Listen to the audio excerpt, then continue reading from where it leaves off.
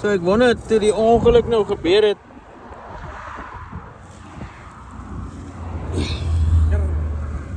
Of is ja, het lyk op die wiel staan op hom. Dis pas op en hè. Hoe sterk is julle? Dis maar lig. Hoe kan julle lig? Dan help ons lig.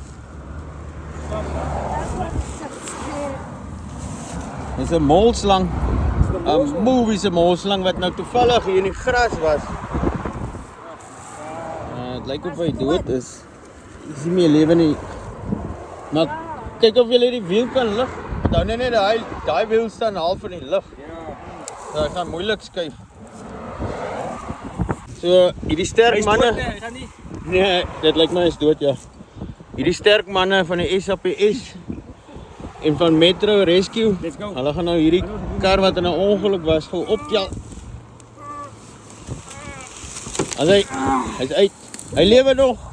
Wat is dit? Hy lewe nog. Oma. Nee. Nee, dit is 'n maakie. Daar is nog so klein bietjie. Ja, dit is. Nee, maar hy doen nog. Dis so stuiptrekkings. Maar hy het versmoor onder die kar se wiel. Jo. Dis 'n mos. Ja, is 'n molslang. Hoe toevallig. Kar is in 'n ongeluk en die agterwiel staan op 'n slang wat in die gras lê. Ja. Ek was nou toevallig by Safari daar vir hulle lekker specials. Dan moet ek net 3 kilo stel aan Bossekant toe ry.